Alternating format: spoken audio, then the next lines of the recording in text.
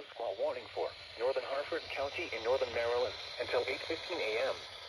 At 7:52 a.m., a dangerous snow squall was located along a line extending from Amixburg to near Bel Air North, moving east at 45 miles per hour.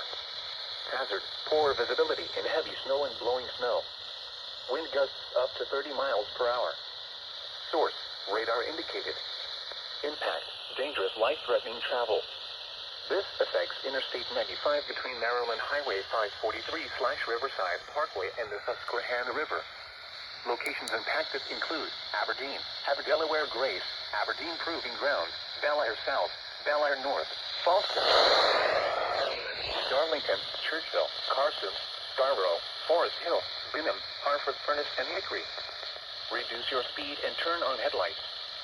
During snow squalls, the visibility may suddenly drop to near zero in whiteout conditions. Slow down. Rapid changes in visibility and road conditions are expected with this dangerous snow squall. Be alert for sudden whiteout conditions.